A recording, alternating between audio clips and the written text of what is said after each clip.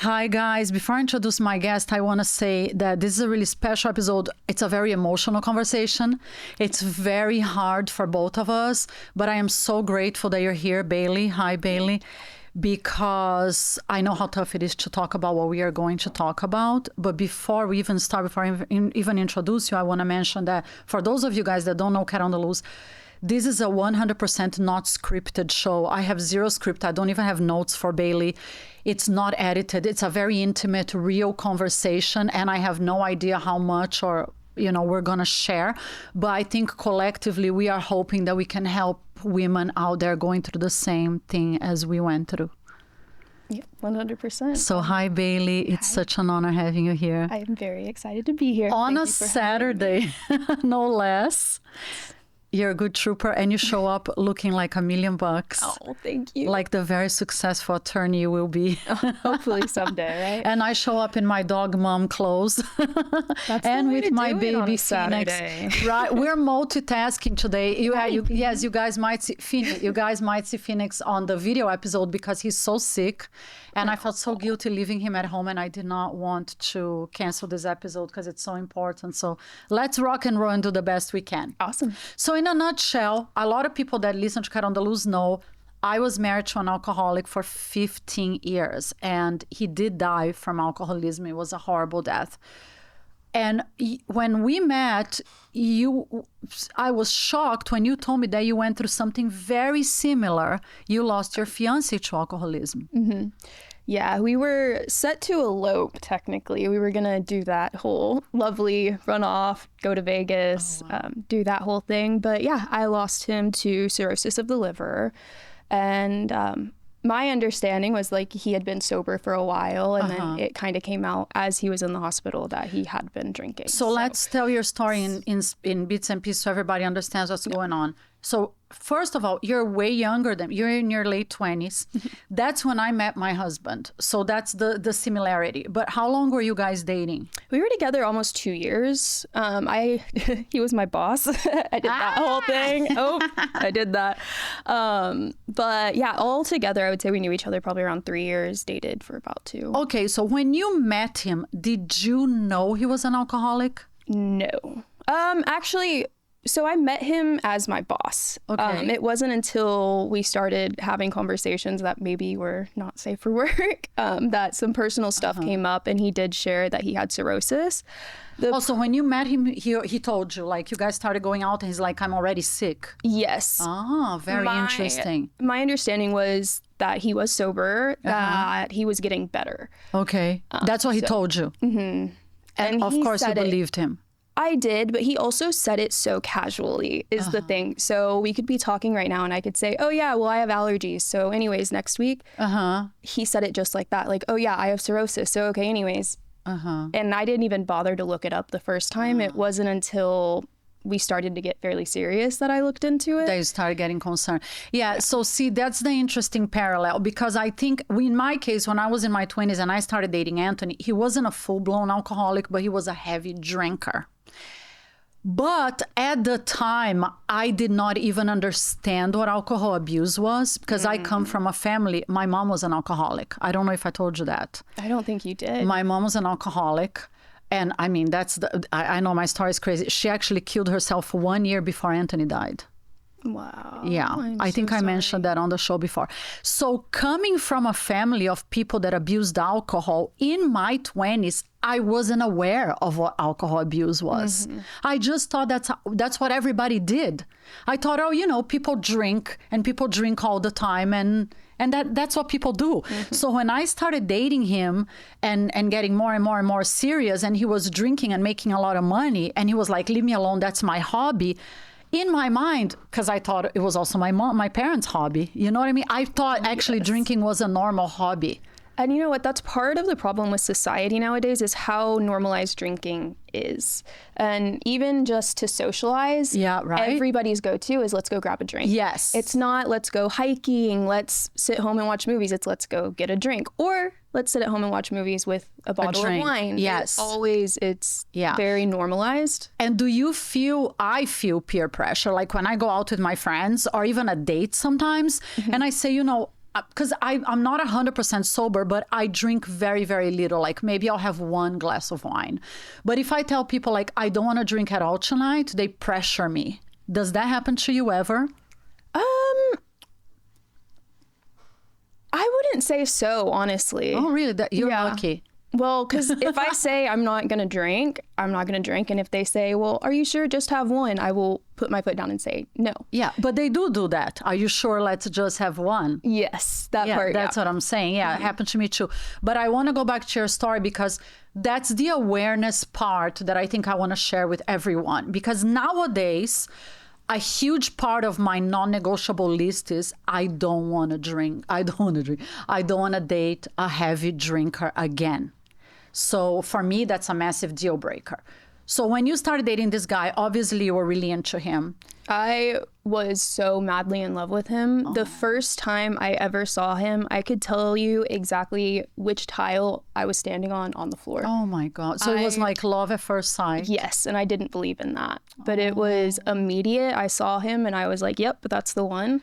And this is kind of funny. It was me joking, but I had gone into the bar that I was managing at the time, and I told all of the employees, I was like, the new manager, I was like, that is my future baby daddy. I was like, I was so in love with him. So he was a bar manager? Well, he was the director. I guess I should backtrack a little bit. We were working at the Queen Mary, the haunted boat out in Long Beach. I love the Queen Mary. It's so iconic. It's incredible. So he was the manager of the Queen Mary? So I was actually one of the managers. He was the director. Okay. Okay, so he wasn't like literally working in a bar with booze. But so when he took you on a date, was he drinking? When he told you I have cirrhosis, he was never drinking? No. Oh, so you guys were like drinking water, juice, whatever. Yes. So he was Somebody actually asked me that the other night. Yeah. They were like, so what did y'all do? Go out and get Shirley Temples? Like, yeah. Pretty much. Yeah. But we would go do, we would have meals and dates that kept you busy. So we wouldn't just go to dinner. We would go to Korean barbecue. Yeah. You don't even worry about the fact alcohol's not there because you're over there, you know.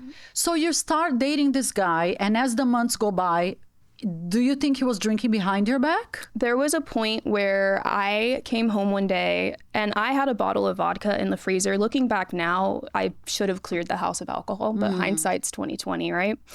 But I had my own little bottle of Tito's. Now, I was not drinking a lot, but I noticed a little bit of it was gone and I kept an eye on it. Yeah. So I asked him like, hey, did you take a shot? And he was actually very honest. He said, yes. And I was like, okay, give me a second. Like I need to sit and think about how I want to approach the situation. So I went outside, I left him in the apartment, and then I just had that intuition go off. I'm sure you know women's intuition. It's just that gut feeling. And I went and checked the trash can right next to the house outside. And there was a completely empty bottle. So not only had he taken that little shot, he finished another bottle. Oh my God. Yeah, that's exactly what my husband used to do. Yeah. But did he tell you, like when you guys started dating and he wasn't drinking alcohol in front of you, did he say, I'm an alcoholic and I can't drink alcohol? He never recognized it and named it as alcoholism. His words were, I love to drink. Yeah, same, exactly like that. But he wasn't drinking in front of you, and he already knew he had cirrhosis, which means he was very young, right? He was 42 when he passed away. Wow, but so if he passed away at 42, by the time he was 40, he already had cirrhosis, which is advanced liver disease. And it's incurable, right? I don't think you can reverse 100% of it. I'm not sure. I'm not a doctor. I don't know. Yeah, and different doctors told us different things, honestly. So he would go to the doctor? Yes. The time that he was fully honest with me was when he was already in the hospital. So he would go to his doctor's appointments, but he was telling me one thing and saying he was getting better, when the reality is his doctor was probably telling him something different. So this day that you found the bottle of vodka, did you confront him? I absolutely did. And I honestly think in this moment, I grew as a woman because obviously, like, I was pissed. Yeah. You don't like being lied to as a woman. Like, it's insulting to your intelligence. I didn't appreciate it. But as mad as I was, I took a breath and I was like, okay, how do I want to handle this? A, I get mad at him for lying to me, or B, realize he's struggling, and if he's lying about it, then there's a bigger issue here. And at that point, I kind of put the relationship to the side and just wanted to show up for him as a person, because if you're struggling with alcoholism, a lot of times there's a deeper issue that For sure. you're covering up. For sure. And that's, I thought we opened a very strong line of communication and honesty whenever we had that conversation. But obviously, then you found out it's not true. But that's my experience.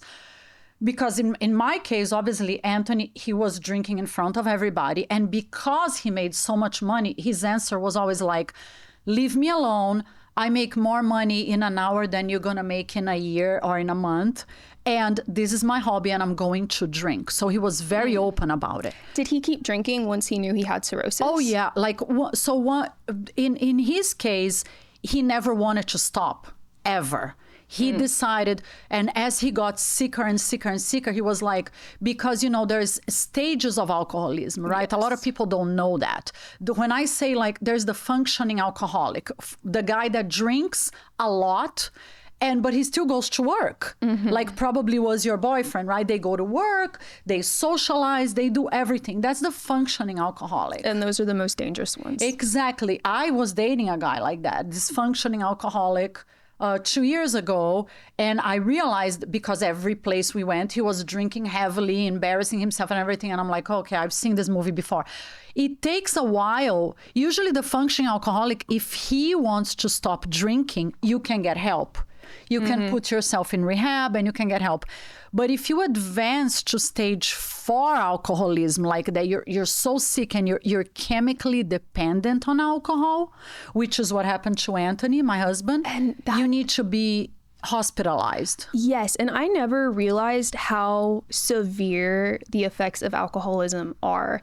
There was a point when he was in the hospital, the doctor told us, me, his family, him, that when he went home, he needed to not have any shampoo with alcohol in it, no body wash with alcohol in it, because his body was that desperate for it. Yeah. It will absorb it. Yes. And that is kind of when it hit me. This is a very serious thing. Yes. That's the scary part.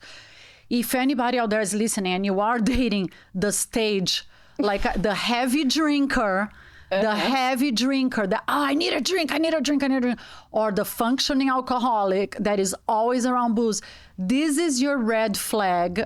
In my opinion, get the hell out, because this is going to be a long road. But like you said, yes, if the person ends up in the hospital, that they need, I don't know if that was what happened to your boyfriend, but with Anthony, we got to a point towards the end of his life that they were like, okay, the only way you're going to get cleaned up is you need to stay in the hospital. You need to get like this IV treatment because if you stop drinking all of a sudden, you can have a heart attack and die. And I don't think most people understand the severity of alcoholism, that it gets to this point. And again, part of the issue with that is because it's so normalized and it's so cute, glamorous, have a glass of champagne and everything until you're turning yellow in the hospital. So it stinks, but sometimes it takes having that experience to realize how serious it is. Right. But so in your case, because obviously, yes, I was going through the same in my 20s, but I ended up marrying him. I ended up staying with him for 15 years. I don't wish that on anybody, but that was my story. In your case, you are going through this, you are very young, in your 20s. You're madly in love with this guy, but why do you think you stayed? Because I know a lot of 20-year-olds would say, you know what, this is just too much for me. I don't want to deal with this shit. Even if you're in love with the person, you just can't handle it. I think part of me was delusional, honestly. I was so in love with him and I thought he wasn't drinking, and I would have done absolutely anything for him. In my head, he was going to get better. Even as I saw him getting worse, I still was in such denial that I thought he was going to get better. And I would sit there like going down wormholes on my phone, like almost trying to save him in a way, like, where can I get you a liver? Like, where can we go overseas and maybe there's some sort of stem cell something? I was so desperate that I think it made me delusional. And that is the craziest part, because like I said, hindsight's 20/20. And looking back, even I look and I'm like, what was my thought process? It doesn't make sense, but when you're in love, I guess it doesn't. Did you feel he was going to stop drinking for you? Like, oh, I love him so much and he loves me, he's gonna change for me? I thought that he wasn't drinking to begin with, is the thing. But when you found out, like when he was hospitalized and everything, like you said, you're looking for liver transplants, there was probably some part inside you, because that was my thinking. Because people ask me all the time, why did you stay so long? And my answer is because I always thought I could save him. I always thought he loves me, he's gonna stop. He loves me, he's gonna change. I always thought there was something I was going to be able to do that was going to, turn the game around. Yeah, and I do relate to that. I think I had a little bit of a savior complex, but it's just, I just wanted to help him so bad. And honestly, I wanted to be there for him more than anything, because even at my ripe age, I couldn't imagine the situation he was in. Just removing myself from it, just knowing that you're that sick, having to deal with these things. And I didn't want to, it didn't feel right walking away at any point, because how am I just supposed to leave somebody like that? And I think felt the same way. Yeah. I felt guilty. I felt like if I leave him, then he's really going to die. Because he used to say that to me, by the way. In my case, the emotional blackmail was so heavy. He literally used to say to me, yeah, if you leave me, fuck it. I want to die anyway. I'm just going to drink until I die. I mean, he did end up doing that, by the way. But he used to, like, the minute I would say, like, I'm going to divorce you if you continue drinking, I can't take this shit anymore, he would tell me, yeah, fine. I just want to drink until I die. And I felt so guilty, so guilty. Just the thought of leaving that situation. Yeah. Were you similar? Did you think like in a similar way? Like if you left him, something bad was going to happen to him? The truth is I never thought about leaving him. Wow. Yeah, I think the only time... You were committed. 1,000,000%. The only time that I even thought maybe this isn't working out was towards the very end, because he was completely bedridden pretty much. Like, our anniversary came around and I thought we were going to have like a very nice date night, but he was too sick. And I hate to say it, but at a certain point I started to get a little selfish, and I was like, I am young, and now I'm giving up part of my life to take care of him. And within a couple of days after that, he was in the hospital. It's very interesting that you said that I'm being selfish, because this is the lesson that I learned, because I used to feel the exact same way. I don't think this is being selfish. Like, self-love is self-preservation. And I want to say that to anybody going through the same thing that we are going through. If you feel you have to leave because the person is an alcoholic, you're not being selfish. I think you have the right to put your health and your life first. If the person doesn't want to stop drinking, because nowadays I'm a firm believer that nobody's going to stop drinking because they love you. I think they're only going to stop drinking if they make this decision, like, I want to save my life. It doesn't matter how much they love you. I think for an alcoholic, the booze always comes first. Yep. They love the booze more. Yeah. When did you realize how bad your situation was getting? Yeah, so it's interesting, right? Because people ask me that question all the time. It's not like one day, right? It's not like you wake up and you say, oh my God, this is horrible. That's the sad part about alcoholism, because it's a disease that progresses like slowly. It creeps in. And then the famous phrase the person says, I can stop whenever I want. I can get better whenever I want. So it's something that, like, you're so invested, right? Year after year after year after year. It's not like one day, it kind of progresses as life goes on. And of course, in my case, as the years went by, once I realized, oh my God, this guy drinks a lot, I was so invested. I ended up being his wife. I'm like, okay, now I really gotta save him, Yeah. When he would go to doctor's appointments, would you go with him? He would not. Oh, no. That's the problem. He only started going to doctor's appointments at the very end of his life. So for many years, he was drinking bottles of vodka, bottles of wine, bottles of this, and he would not see he was like, I don't believe in doctors. I'm fine, So how did he find out he had cirrhosis? Yeah, so in his case, it wasn't just cirrhosis, because towards the very end of his life, because this is what I think a lot of people don't understand about alcohol. it's not just the cirrhosis. Alcohol affects your entire body. For example, it starts destroying the lining of your stomach. So like you drink alcohol so much every day, it starts destroying your stomach. So one of the symptoms of a heavy alcohol drinker is that like you start having horrible stomach pain. So like even you try to eat and the food doesn't go down well. You know, some people start throwing up. I mean, I don't want to be so graphic, but there's like, it affects your body in so many ways. You start gaining a ton of weight because your entire body does not know how to process alcohol. So like if you notice, a lot of alcoholics, I don't know if your fiance was the same, because by the way, you guys were engaged by the time he passed away, right? Pretty much. You thought you were going to marry. It's a very interesting situation. And I mean, honestly, I speak to some people about it, but it's such a crazy like Grey's Anatomy situation that it's it was so dramatic, and for what? Oh my But God. he was in the hospital, liver transplant was on the table. They're getting his profile together to send to different hospitals. So we were already gonna elope. We were already basically engaged, but we were like, crap, now we need the ring and everything. And we basically decided to go fully through with it to make his profile look better. Oh my God. Because it looked a lot better if he had messed up and drank and had a family and things like that, rather than just a single You were man. crazy invested in the situation. Yeah. That's love, but it's not, it's love, but at the same time, it's toxic love for you, as it was for me, you know? Yeah. And that's the thing, is looking back, and I mean, I don't want to air out my dirty laundry or his, because he can't You can stand air up as for much as you himself. feel comfortable with, you know? Yeah. Looking back, I think it's a relationship that I absolutely had to have, because there was absolutely nothing that was going to make me leave him. Yeah. There were messages I found on his phone. There was an ex that he couldn't leave alone. There was just so many different things. And I put myself to the side, and honestly, I feel like I definitely stayed longer than I should and put up with things that I promise you I will never put up with again. And I Good. think that's where the situation sucks.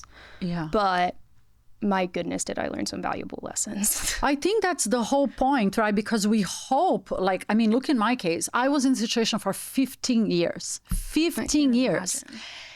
Same. And I always say, I hope to God no woman stays in such a toxic, horrible situation, horrible environment for so long.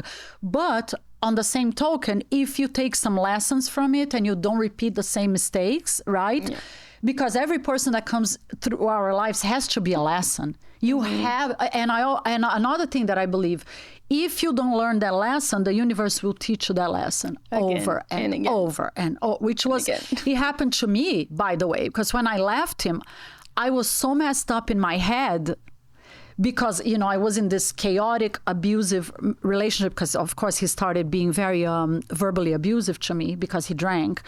I thought that was normal, so I kept getting tangled up. So he was a mean alcoholic. He was a very mean alcoholic. He started being a very mean alcoholic, very bipolar. So he didn't start abuse. No. Do you think he was possibly always a mean alcoholic, but kind of kept it on the back burner? I think it gets worse with time, right? Like if you're bipolar, I think the alcohol exacerbates the behavior. If you are, if you think it's okay to verbally abuse someone, you know, the alcohol is going to make you do it, and then you do it once, twice. Because I just heard that from a guy that I interviewed on my show the other day, and I agree with him. We enable it. We enable it. So when I say, yes, he was verbally abusive to me, right? If you let the person do it again and again and again and again, you are telling them how they can treat you. At the time, I did not think about it, but it's so true. We can blame the abuser. You can blame the person, but they are what they are, right? It's like dating a narcissist. Whatever they do to you, or dating a cheater. If the guy cheats on you, like you said, you look at it, you know they're cheating on you, and you say, oh, it's okay, I'll forgive you. You are basically saying that it's okay to treat me like that. What? Say, what are you gonna say? You have something you want to say? No. I'm agreeing. I Right? borderline feel called out, but in a good way, because you enable it, and that's I felt called out too, but it was in a good way. Yeah. Because I was always saying, oh, he abused the shit out of me. He abused the shit out of me. He abused the shit out of me for 15 years. And then I'm like, yeah, but I put up with it. I let him do it time and time and time and time again, you know? Yeah, and you learn how to kind of tell yourself excuses too. Like you learn how to lie to yourself to make it okay to stay.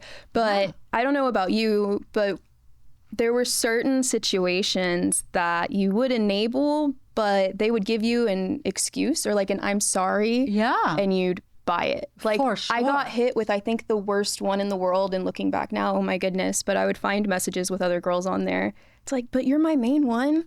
You're the one that I'm living so with. Nasty. Oh, yeah. gosh. Like, oh, you guys were living together. Yeah. Wow. Yeah, that's very intense. Yeah, but it's good that you're putting it out there, because these are the things that's what I learned, right? And you know, I'm a very slow learner, as you can notice, because it was literally doing the show, for being married to an alcoholic for 15 years, you know, leaving the marriage, all this chaos, doing my show for 6 years to finally learn the lessons. I now have a list of non-negotiables. I literally wrote down on a piece of paper. And one of these things, like you just said, if somebody gives you excuses why they are treating you poorly, that's like, don't accept it. But wouldn't you say that's one good thing that came out of a very negative situation, is now you have the ability to take absolutely no shit at all. And once you've gone through that level of pain, and it's one of the worst things that can happen, losing the person that is your other half, literally. Yes. Once you go through that, you almost become invincible. Would you agree? 1,000,000%. Yeah, I nothing think, else hits you in the same way. You are so right. Obviously, the pain of loss, unless you've been through loss, I don't think we can describe it and explain. The people listening that have been through loss, they know it is. The people that have not been through it, you're very lucky. But losing someone that you love so much and knowing that there was nothing you could do to help them. I felt powerless. Like I felt when I knew he was going to die, and then when he died, I felt like I was a failure. But part of yourself dies too. And you always hear people say that, and it sounds dramatic, but I know looking back now, part of me did. But it was the part that was just very super loving, so much so that I would love others more than myself. Same. I was always the one, I put myself last. Last. I would take a bullet for that man. Like I would have given him my kidney, whatever he needed, you know, I would have done anything for him. But when he died, and I remember the day he told me, I remember the day I said, I'm going to divorce you if you don't stop drinking. That was when my father died. He was drinking at 7 a.m. Your father died from alcoholism as well? No, my father passed away. My father had a heart attack in 2013. And my mom called me at 7 a.m. to tell me, you know, your father died. And my husband was getting drunk already at 7 a.m., sitting by the pool. And I remember telling him, you know, hey, my father died. And he made fun of it. He was like, don't worry about it. My father wasn't a nice... goodness. My father was not a nice person, but it's a loss, right? I lost my dad.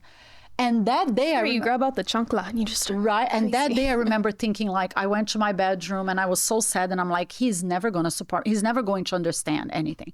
And that's when I put this ultimatum, like, I'm going to divorce you if you don't stop drinking. And he was like, I'm not going to stop drinking. Divorce. Wow. Yeah. So we did sign the divorce paper a few months later, and I remember I was crying and crying and begging and begging and begging. And we signed the divorce paper, but we found out he was very sick. We found out he was going to die. So I moved back in to take care of him because I was the only person he allowed near him. Oh, wow. You know? So you were kind of playing the role of caretaker towards the end. Oh, yeah. yes, for 2 years. I almost died in the process. Oh, wow. Like if you see the videos, I always say, I hope every alcoholic, every person that drinks heavily would watch the videos of what it is taking care of. By the time he was almost dying, he was a 240-pound man, because like I said, a big side effect of severe alcohol abuse is that your body cannot process calories. Yes, and you'll also get, I believe it's 𝐸𝐵𝐷𝑠 is how you say it, or 𝐸𝐸𝐷𝑠, something like that. But it's basically where your stomach starts swelling because your liver cannot process toxins. So they start building up in your belly. Exactly. That's what happened to Anthony. Yes. And the craziest part is like you have to go in and drain it. Yes. And it's so uncomfortable it's that so that procedure painful. Exists. Yes. And there's so many different things it does. And I think what people don't understand is how important the liver is. That next to the brain is probably one of the most vital organs, because once it's gone, it is so hard to get back. Yeah. And it does almost everything for your body. And I think, yes. And also, like I said, a lot of people think, oh, he drank, it's cirrhosis, right? Yeah, that's a big part of it, but it affects your entire body. You become a diabetic. You get this huge bloating that you have to like drain it out of you, and it's crazy painful. Obviously, needless to say, it affects your brain. It affects your entire body. And it is horrible. It is horrible. And that's why I think this is such an important conversation, because if you are drinking heavily, this is your time to like seek help and stop. Because every alcoholic I ever met, they always think they have it under control until the day that they lose control. Until the day that they cannot stop alone anymore. Right? Yep. Do you think when he was in the hospital, like, do you think he knew he was going to die, or did he think he knew he was going to die? I think he knew he was going to die before he went to the hospital. I think he knew probably a couple months before he did. Because he was very, very sick. He was very sick. And on top of that, he was drinking. We didn't know that at the time. Wow. But, and even how I found out, he was in the hospital, like he had gotten really sick. The toxins had started going to his brain. So he was completely out of it. So I hear a nurse going over his chart, and it got to the part where it's like last drink of alcohol. His last drink was 10 days ago. Oh, wow. Yeah. I was like, I love you so much. I cannot be around you right now. Partially because of emotions, but I also wanted to be. Excuse me. But it's very painful. I cannot imagine, because like I said, you know, when Anthony died, I was way older than you. I was in my 40s, but I cannot imagine going through all of it so quickly like you did. But in a way, it made you such a strong woman. yes. You are not the same that you were before everything happened, right? 100% no. And I would say the hard part is there is like a, I don't know, like a breeze of coolness that kind of came with it, like coldness, if you will, because that will make you so cold. And I'm sure you know what I'm talking about. You just become almost void of emotion, and it's really hard because I think naturally, like, our hearts kind of want to close, and it's so easy to become a bitter little person. And that's the thing that I'm struggling with right now more than anything, is not letting it close your heart up. Oh, and yeah, still, no, you can't. Still caring about people, and kind of learning the fine line between giving too much of your heart. And I just well, this is what I would say to you and everybody else out there. No matter what happened in your past, and our experiences are extremely painful, right? We are talking about it now because I'm 6 years after everything happened. I'm very healed. I'm in a great place in my life. And you are in a process of getting healing. I just got over the anger part. Yeah, because like by the way, this just happened last year to you, right? He passed away last year, correct? August. I think we just hit 6 months. Yeah, so this is very raw. Yeah. Very raw. And I'm extremely grateful that you're willing to share your story, because I mean, like you said, it hasn't even been a year. So I think it's a process. 100%. But this is what I would say. Never, ever, ever close your heart to love, because love is the biggest healer, you know? Yeah. But I do think you need to be smart about who you love, right? I told him, and this is partially a joke, I think, but I had told him, like, he was my chance to marry for love. I do still, was it the most healthy? No. but I do think that he's still at least one of the loves of my life. I guess we'll find out what happens. But I'm sure you will have others. I mean, you're super young. Well, I told him he was for sure my chance to marry for love, 100%. Next time I'm marrying for money. No, you're full of shit. You say that? Tell me that from my little yacht. Listen, number one, you don't need to. I'm going to tell you something. When I married Anthony, everybody thought I was because he was richer than me. But I did not marry him for money because I made my own money.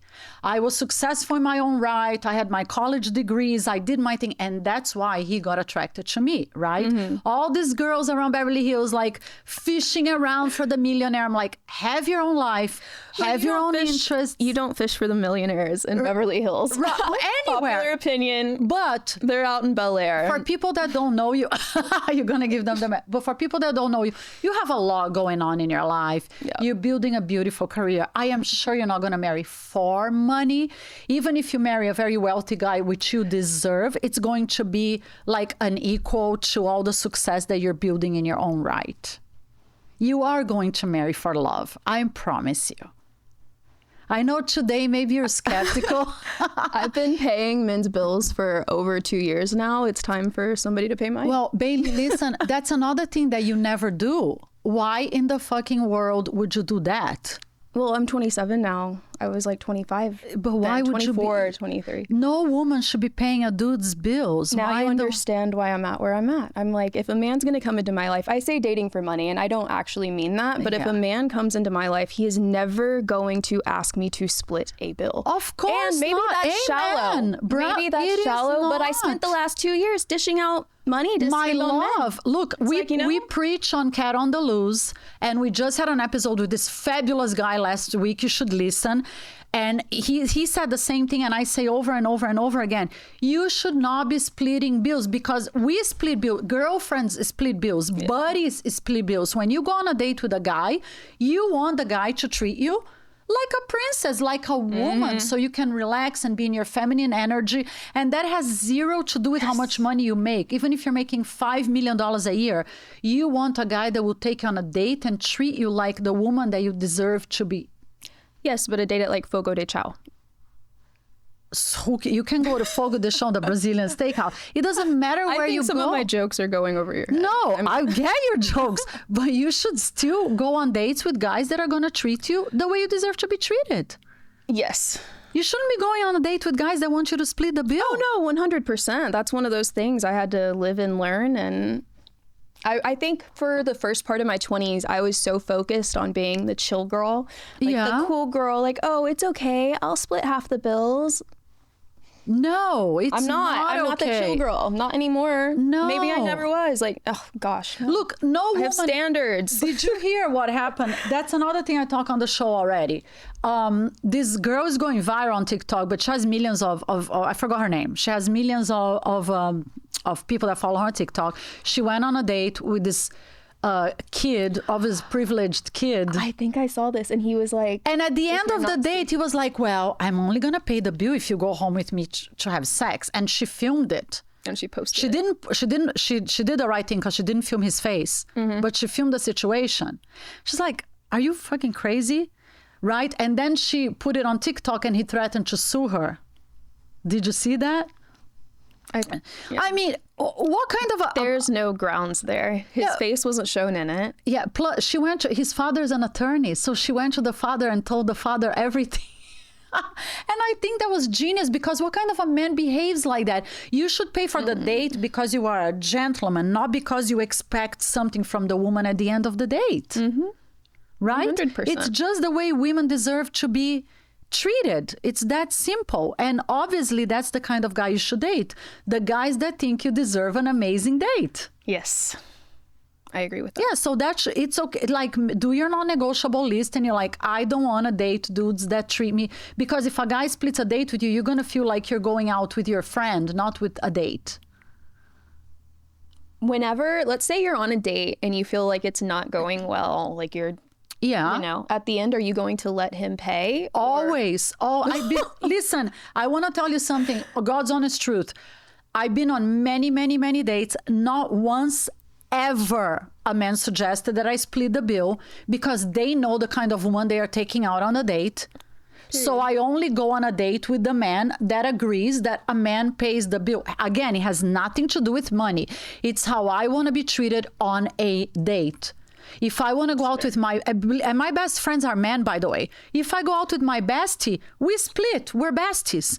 But if I go out with my men, they pay. Now, even the friends, I don't know about you, but even if I go out with my guy friends, yeah, I never really have to reach for the bill. Well, but answering your question, you go on a date, you don't know if that's your person or not. Yeah. So, but even you can still be polite. You have a great conversation. At the end of the night, you're like, thank you so much. But the guy always grabs the bill and pays. That's it. Don't offer. Don't offer. It's a date. You need, same thing. You need to set the standard for how a man is going to treat you. Remember that, Baileigh. If the date's not going well, though, you don't really have to set a standard for how he's going to treat you because he's not going to be treating you at all. Like you're telling him bye. No, on that date. But on that date. And in your mind, it's your mindset. If that's a date, you need to be treated like the way you want to be treated from beginning to end. See, that's kind of my way of being like, this isn't going any further than this. Like, paying my half of the bill. And I don't know, that kind of makes me feel good, letting them know like, hey, I can do this on my own. But they know that's it's a privilege to be able to pay for my bill. I agree. Look, I can pay. And I always say, like, the guys that say, oh, girls want the meal, the free meal. We're like, no, we can pay for our own meal. We can go to any restaurant we want in Beverly Hills. It's not about the money. It's the gesture.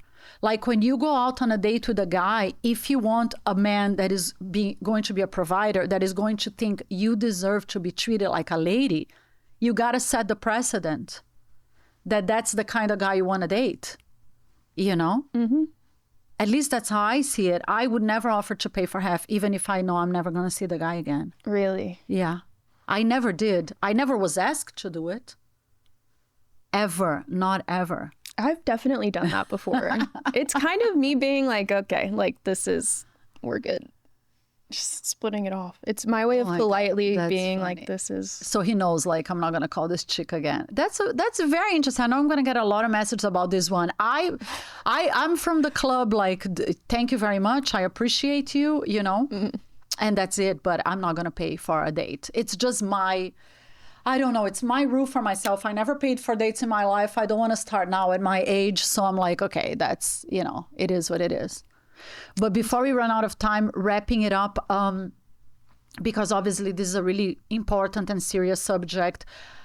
I believe, and tell me if you agree or not, and that goes for any woman out there listening, or any man for that matter, if you go on a date.